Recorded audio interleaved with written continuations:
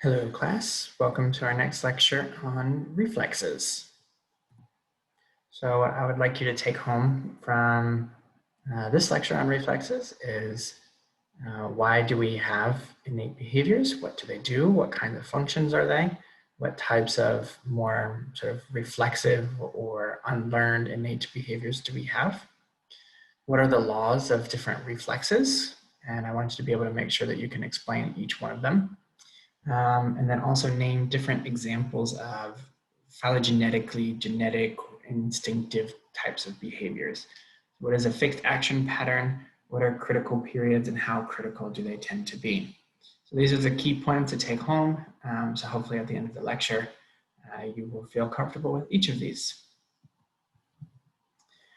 Okay, so now let's do for a quick review of natural selection. We talked a little bit about it in our first week. But essentially, there are just a couple of key assumptions, key steps within natural selection. First is that there is variation. Essentially, all life forms vary genetically within a population. So my genes are different than your genes, which is different from the next person's genes, which, as you can imagine, is quite true across all species and across all animals. Many of these genes code for a variety of different features. Some of them tend to be behavioral or in one respect or another, and that these genetic traits can be inherited from parents and get passed on to offspring. So some of these genetic traits are heritable. Lastly, that there is, or second to last, there is selection, meaning that the environment makes some of these traits more favorable than others, such that if you have certain traits, you might be more likely to survive and be able to reproduce to the next generation and pass those genes on to the next generation than would do some other traits. And then finally, this happens over a period of time, such that sort of genetic traits that are heritable, that get passed down, that tend to be more successful are going to increase in frequency within that population, which will ultimately lead to changes, whether it be speciation or just changes within that particular population. Many times this can happen over thousands and thousands of generations. It's hard to think of what this time scale would look like. So when we think about, just 4 generations ago of humans, right?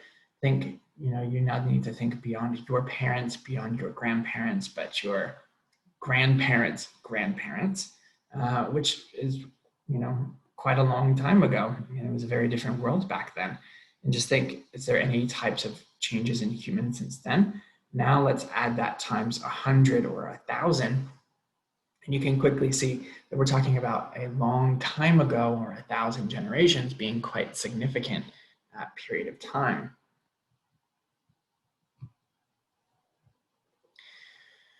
Behavioral flexibility is basically the concept that while we have some behavior that is quite sort of genetically driven, there's a lot, or a vast majority in a sense, of our behavior has genetic underlying sort of underpinnings. However, it tends to be selected such that there is significant flexibility within our behavior.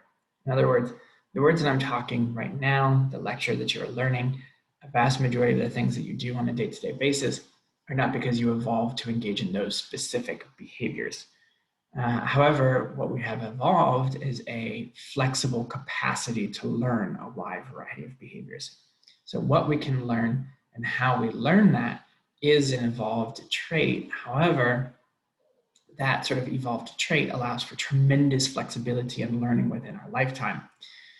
So learning in of itself, the ability to learn from our consequences of our behavior, our ability to learn about the association between two things occurring in similar periods of time or co-occurring together, that ability to learn in of itself is an important sort of adaptation that essentially all animals have made to some degree, some to more degrees, to be able to adjust and deal with changing environments within them. For some kinds of behaviors that really you don't want changed within an animal from generation to generation. So some like key and critical behaviors, like behaviors when you're a newborn, behaviors of being able to get food when you're young, all of those are actually quite genetically sort of driven, because you don't want an individual to need to be able to learn how to get food on the first sort of days of life. You have a strong reason to make those kinds of behaviors very strong and essentially inflexible. However, when an individual is older and they're having to deal with the complexity of the life around them, they need to be able to adapt and learn flexibly based off the consequences of their behavior, such that they can more appropriately change their behavior based off of what's happening within that individual's lifetime under a time scale that is going to be changing much faster than what you would imagine evolution to be able to handle. So when you think of a scale of behavioral flexibility, over to a left, we can think of things for phylogenetic selection, which would be things like innate or inflexible behaviors. And this is largely where our reflexes sort of come in. They're unlearned. You don't have to learn to move your knee when it gets tapped. You don't have to learn to put something in front of your head if a ball is flying towards your face, right? A lot of these reflexes are quite innate. They come along, we don't need to learn them, but they're very, very important. They're very basic behaviors that are key to our survival, so that they're largely hardwired. Then we have taxis and kineses. These are going to be things that we think of more of single-celled organisms or slightly larger.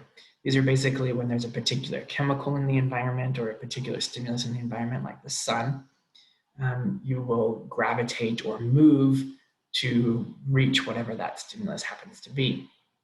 So kineses and taxis differentiate simply based off of whether that's more of a guided movement or whether it's random movement that then stops or continues in the presence of some stimulus. But again, these are very basic phylogenetic inflexible behaviors that don't lend themselves to a lot of learning. They come on board just because of how important they are to sort of ultimate survival. As we move a little bit further to the right, we then get into fixed action patterns.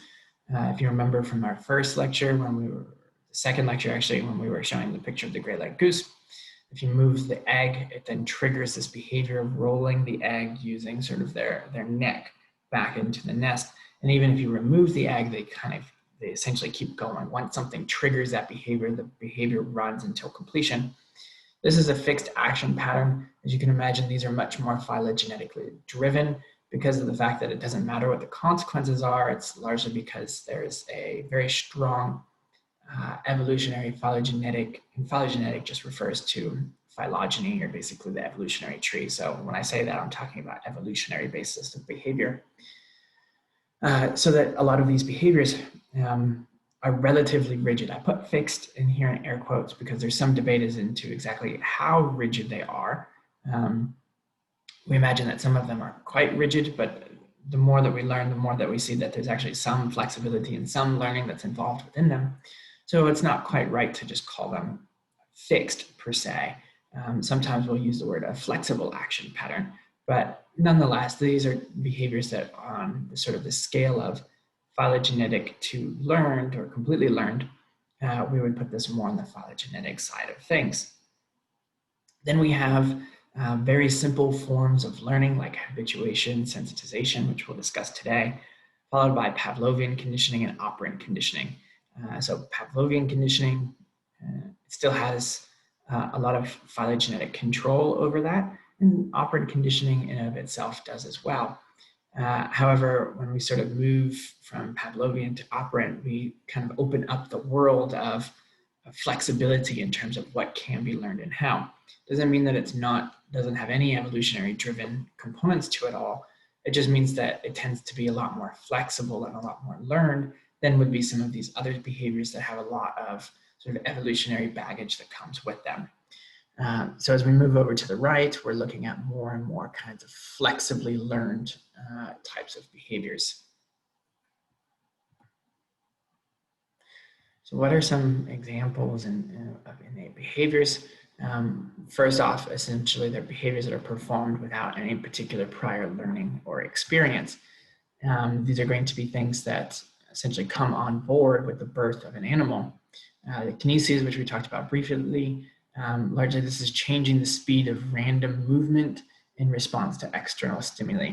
So if you sort of come into contact with a particular stimulus, and that causes a whole bunch of random movement to try and eventually get away from that stimulus, this would be a type of kinesis. If this is when a particular stimulus is present, it causes less movement or more movement.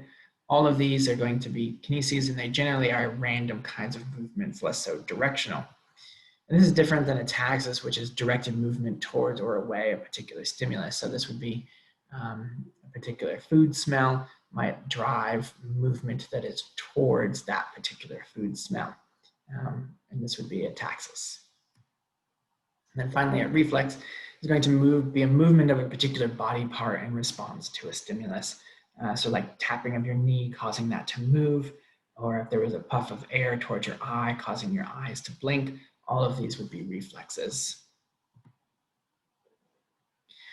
We can have single reflexes, or we can have a sequence of reflexes. A lot of times when we're talking about reflexes, we're thinking about single reflexes like a quick eye blink or a movement of your elbow or movement of your knee. But you can actually have more complicated sequence of reflexes, which are going to be fixed action patterns and reaction chains. So a fixed action pattern, is going to be the example of that gray-legged goose, where one particular stimulus triggers a sequence of reflexive behaviors, which is that movement of rolling that egg back into the nest.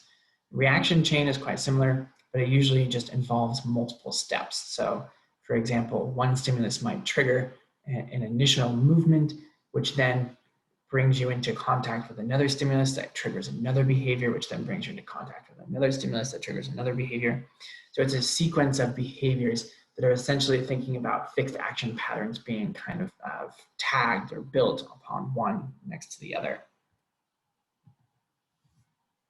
Our reflexes are largely going to be when some type of unconditioned stimulus, meaning something that triggers a response without previously being learned, triggers a response or some type of behavioral response that is also an unlearned response.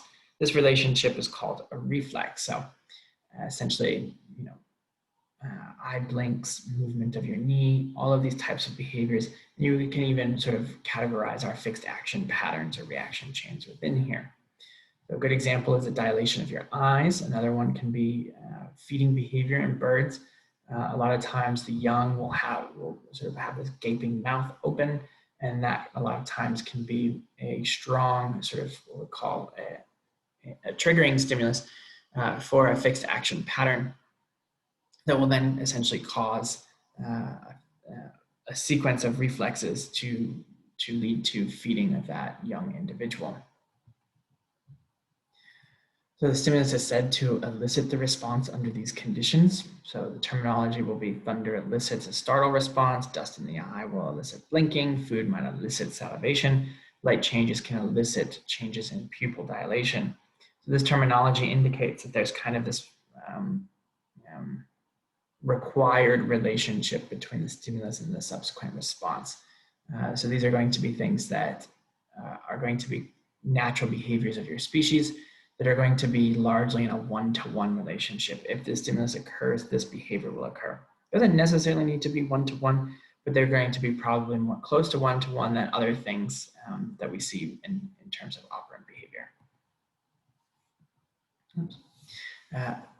So there are a series of laws of reflex that reflexes follow.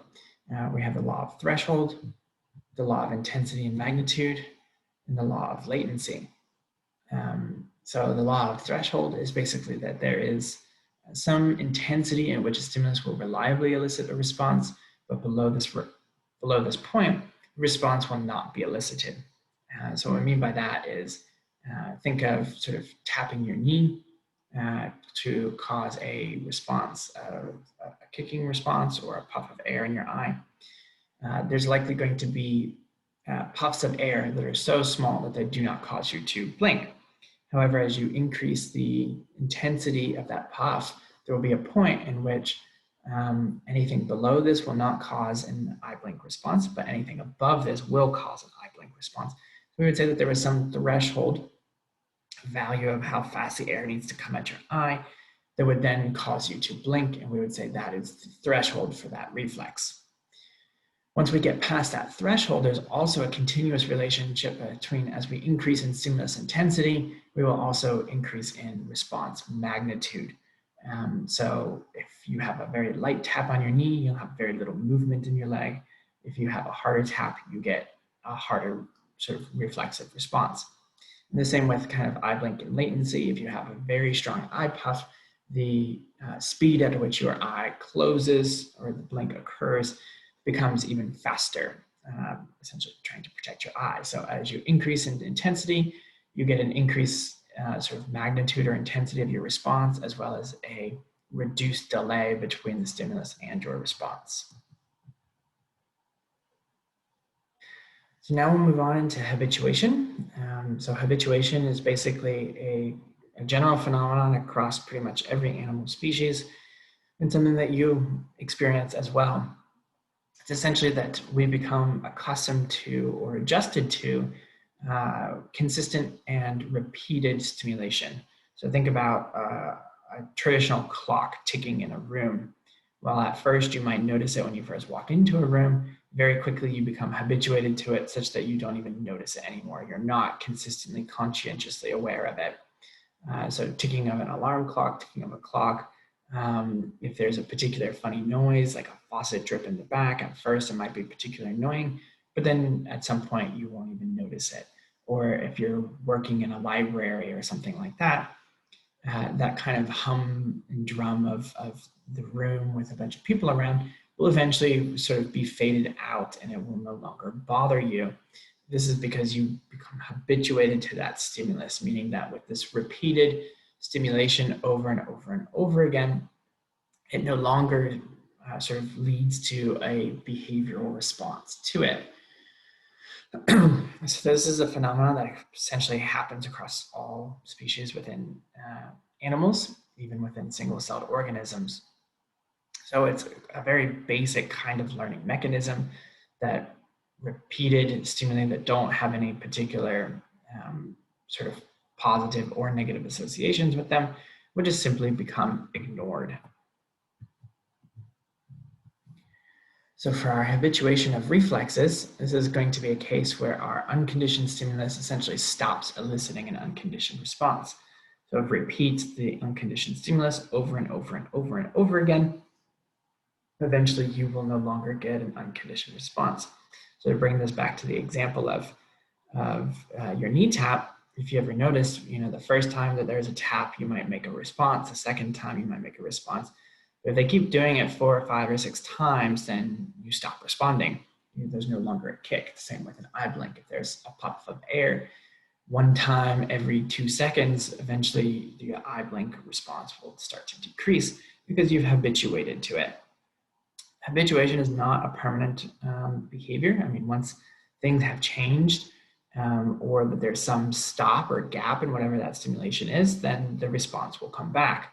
So it's not a permanent form of changes of response, but it's a very basic form of learning that within this sort of context, repeatedly getting the same stimulation will lead to essentially no response. So let's branch off into a video. So this is an example of habituation of a startle response in a rodent. So a startle response is if there's a particular noise or a stimulation that's coming, they will initially show a freezing or startle response. And after a period of time, this will go away. So that was a loud clicking noise. You can see that there was a startle. There was a startle response there. Another startle.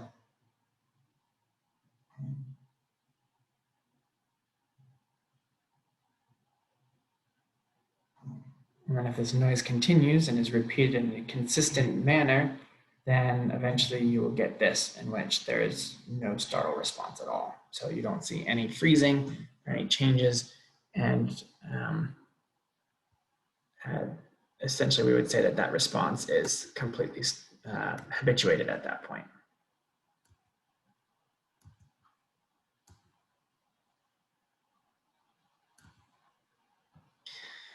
So important features of habituation, that there will be a decrease in response that is usually quite large at first, but then this decrement will get progressively smaller and smaller as habituation is continued.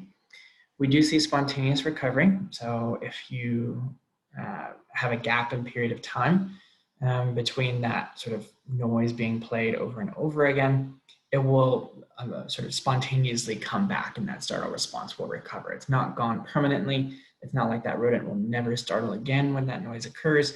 Once they stop that particular training session, it will recover and it will come back. You can also get habituation potentiation. So when habituation is repeatedly produced, essentially each series of stimuli, you get faster and faster habituation every time.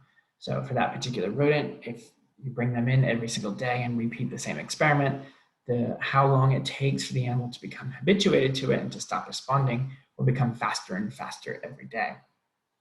And then also any minor changes within the environment can cause dishabituation. So if you took that rodent and brought them into another chamber, brought them into another room, simply changed the smell or the looks of the box, it would cause immediate dishabituation and that startle response would return. This is usually sometimes used as a way to detect what an animal can perceive or not, because once that initial response habituates, any kind of change that the animal can perceive will cause dishabituation. Let's go back to another video.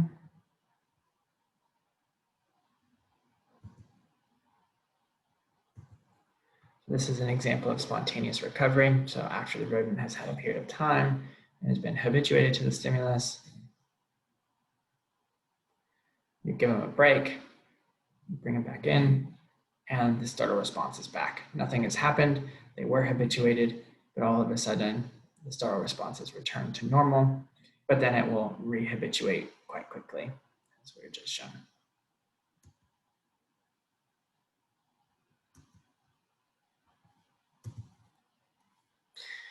One thing that we can get sometimes is actually the complete opposite of habituation, and it's what we call sensitization. This is actually an increase in responsiveness on repeated stimulation. Important sort of differentiations are the characteristics of the stimulation. So in that example of that sort of loud noise with the rodent, it was the same stimulus. It was repeated at similar kinds of time frames. And essentially it was sort of like the clock ticking. It's just happening kind of consistently and repeatedly, and it's not really changing from time to time. We can also get essentially the opposite when we have something that's changing randomly. It can be quite severe.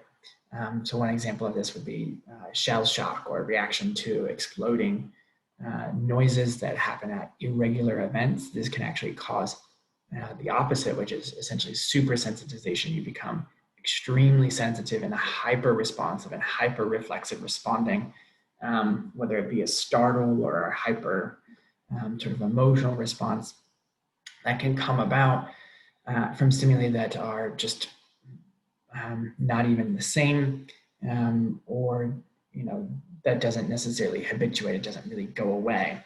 And this can be to stimuli of high intensity with irregular timings. So especially when there's like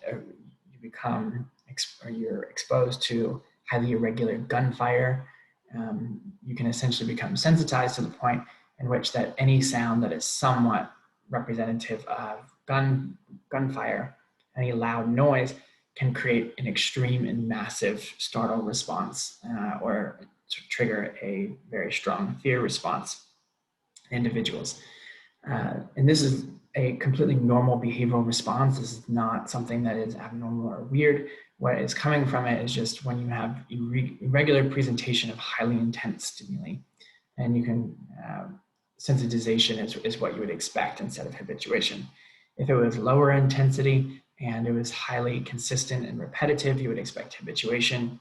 But under these kinds of cases, you would expect sensitization. And we see these kinds of things with like hurricane survivors, where all of a sudden and very unexpectedly, maybe in the middle of the night or a tornado, you hear a particular noise. It is quite extreme and severe. It was unpredictable, such that any kind of similar related noise can cause a very strong startle response. So habituation and sensitization are similar in the sense that they're very basic kind of reflexive learning phenomenon, but habituation will lead to a decrease in responsiveness, where sensitization leads to an increase in responsiveness. Habituation will happen when you have regular low intensity stimuli, where sensitization happens when you have irregular and high intensity stimuli. Habituation happens when you're exposed to a particularly specific stimulus and your habituation is only specific to that one stimulus. Sensitization can actually generalize to a range of stimuli. So even though you might have become sensitized to gunshot, a car backfire may trigger the same kind of response. And with habituation, long-term habituation can last quite a long time. Sensitization doesn't typically last as long for that in particular bout, but it can sort of generalize for longer periods of time. Okay, so returning to the concept of a fixed action pattern, largely Conrad-Lorenz, we've already talked about Conrad-Lorenz several times in the class, sort of considered that every species has some type of repertoire of stereotyped behavior, and this stereotyped behavior is a fixed action pattern. Largely these behaviors were considered innate or inherited to some degree, which most of these behaviors are. They tend to be a little bit more flexible than we were initially thinking that they were, but they are typically these behavior patterns that are strongly inherited. And they're triggered by what we call a sign stimulus or a releaser. And once the sign stimulus occurs, the behavior essentially proceeds even in the absence of that triggering stimulus. So the example that we've already used for this is the goose with the egg being moved out of the nest. Once that sign stimulus of an egg being fallen out from the nest is observed, then that behavior of trying to roll that egg back has got to sort of go or occur, regardless of whether that egg stimulus gets removed or is no longer present. So this is that example. I'll just move this a little out of the way.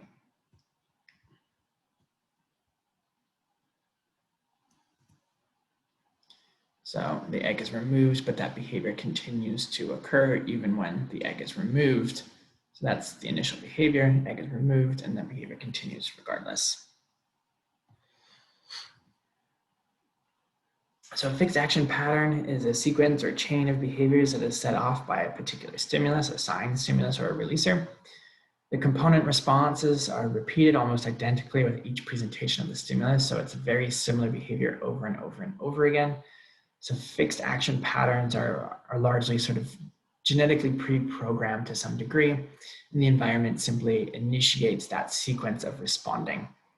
So these behaviors are going to be behaviors that are quite critical for survival or for passing on to the next generation. So a missing egg, you essentially need to always have the same behavior, which is to roll it back into the nest. There's probably almost no situations in which that is not the appropriate response. So it's important to build this in as a pre-programmed kind of behavior, such that whenever this happens, the animal is ready to do this. Another kind of fixed action pattern, we've already talked about cuckoos before with warblers and a cuckoo chick.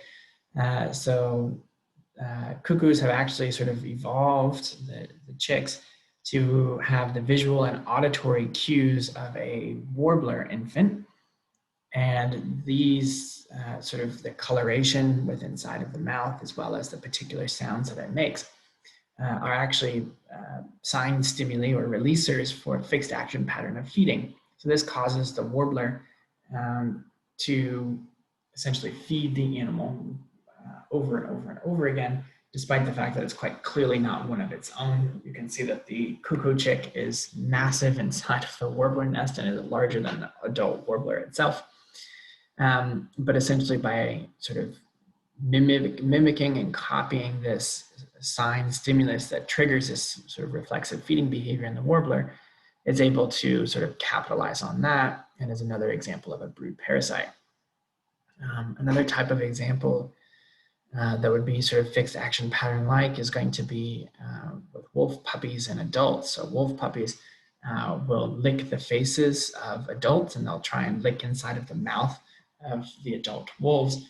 And this is actually a sign stimulus that triggers a reflexive vomiting in adult wolves. So adult wolf goes off, hunts, eats a massive meal, comes back to the den. The puppies start licking in their mouths, which then sort of triggers a reflexive regurgitation or vomiting response. And then the puppies eat the regurgitated food. So this is something that is quite common in a wide variety of situations where you have some particular stimulus that then triggers a type of reflexive behavior. So fixed action patterns tend to be quite stereotyped, meaning they're very similar and they're basically the same across all individuals within the same species. They tend to be quite innate, driven from phylogeny. So pretty much all members of the same species will engage in that. Sometimes not all, maybe it might be just one sex of a species, like just the females do it or just the males do it. There's typically a stereotyped releaser stimulus in that this particular stimulus will release this response in essentially all members of that species. And the behavior is almost always a very critical and important behavior for the survival of that species. There are some criticisms to the fixed action pattern. Nowadays, the terminology just tends to be less frequently used because we've learned that the behavior is not as fixed as implied. In other words, it's not like this behavior has to happen every single time. It's sort of hardwired. So for example, robins may build nests using a similar technique, but the environment affects the location and materials used. So although a particular stimuli will release a nest building behavior, what goes into the nest and what types of materials are being used can be actually quite flexible. And fixed action patterns are not simply innate, they can also be subtly modified through experience. So a lot of times we'll actually call them a flexible action pattern to indicate that this is still a very strongly driven and biologically important behavior, but it is flexible to some degree within the environment which the animal operates.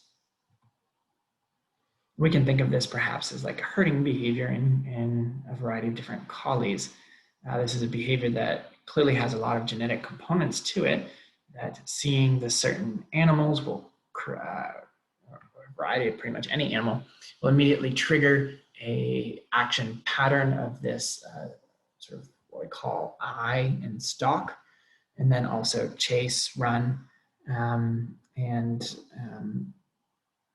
which are all part of sort of a predatory motor pattern. But these behaviors, once those sort of upright, standing and moving animals are observed, can trigger this behavior. This doesn't mean that it's always identical and always the same thing happens. It's flexible. It can be based off of learning. You can train a lot of these sort of aspects, or how the animal herds and what it does. But there's a large and strong sort of genetic component within these particular sort of breeds of dog. Another important sort of developmental and learning phenomenon here is going to be what we call critical periods. And this is basically with every species within a young age. There tends to be a brief phase of susceptibility to environmental stimuli that tends to cause either irreversible or at least very strongly influenced effects on behavior. So we say this with pretty much every animal. A critical period, say in a lot of avian species, can lead to a type of imprinting behavior or a type of focus onto whatever animal happens to be around. So in the examples of how birds might become imprinted onto humans, in which they will follow around a human, or a duck will follow around a human, is typically after they've hatched. They have a period of supercritical susceptibility to the environment in which they will learn to follow anything that is around them within those first couple of days. So it's a period of susceptibility to environmental differences. And we actually see this, and one of the big things that we think changed within dogs from wolves is that we actually extended this type of sensitivity or critical period such that we have a much longer window for dog puppies to be susceptible to developing very strong bonds with humans or other species. Like with Great Pyrenees, a lot of times that we want to be a livestock guard dog, you'll raise them around sheep from a very young age, such that during the sensitive period, they become very susceptible to other sheep as being essentially, members of their own sort of species in a way. But this is something that we capitalize on all the time with dogs, that simply having extended experience with humans from an early age. Right now, we think it goes up to about 8 to 12 weeks. If you have substantial experience with humans between 8 to 12 weeks, you have a dog that essentially is socially comfortable around humans. We now understand that this sort of critical or sensitivity period can be extended. It could be gradual, an onset and termination period. It's not really a rigid window. Perhaps it is different by different species. Well, we know it's different by different species, but perhaps it's different by certain individuals within a species. It depends on sort of the nature and intensity of the environmental stimuli around, and it doesn't necessarily seem to be irreversible. But it is a particularly important window that is really important for a specific social development of an animal. So if you have a dog and it gets almost no exposure to humans between sort of birth to 16 weeks of age, this will typically be a feral dog. This doesn't mean that it can't learn to be around certain humans, but it means that it's going to be substantially more difficult to be around humans or lots of different humans than would be a dog that had a lot of experiences with humans before this 16-week period of time. So we also see this with birds when it is about learning species typical songs. So if a bird is going to learn to be able to sort of sing the way that its family does to be able to attract a mate as an adult, it needs to hear its particular family's song or its particular species song within this important critical window. If it hears other species sounds, or perhaps now that we're thinking that if there's a lot of noise pollution in an area, that prevents it from being able to learn its own species song, which could have potentially devastating effects. So in terms of critical period, here's an example of a whole group of geese following Conrad Lorenz after they had been socially imprinted on him, with him being around after they had hatched from their eggs. We know that dogs will socially imprint with humans as long as they have sufficient experience within about 8 to 16 weeks following birth. We can also get maternal imprinting in goats, such that you can have that mothers actually, following giving birth, need to learn to recognize their offspring. And this needs to happen quite quickly after birth. Otherwise, they may reject those young shortly thereafter. So just 5 minutes of contact with their own young at birth is enough to ensure essentially recognition of their young for substantial periods of time thereafter. But if they don't have that, then this could be quite detrimental for parental behavior. We also think that language learning is quite important in humans to have its own critical period. If you're exposed to zero language at a young age, then this might have substantial and devastating effects on the ability to learn language later on in life. This is not sort of complete in the sense that just if you haven't had this exposure, you can't, but it does strongly suggest that having exposure to some type of language, whether it be spoken or sign language, from a young age is quite important, being able for that language development to occur normally. Okay, so with that, our take-home points are: why do we have innate behaviors? So what do they do? What are their purposes? Can you name the different laws of reflex? So the law of threshold, the law of intensity, the law of latency. How do each of them change, and what do they tell you about reflexes? Are you able to sort of map out where different behaviors like fixed action patterns, habituation, sensitization, as well as operant conditioning sort of lie between our more innate to more flexibly learned behaviors. Can you name examples of phylogenetic behavior? What is a fixed action pattern? And how critical are the critical periods? What are critical periods? And hopefully following this lecture, you're able to answer each of those questions. Thank you.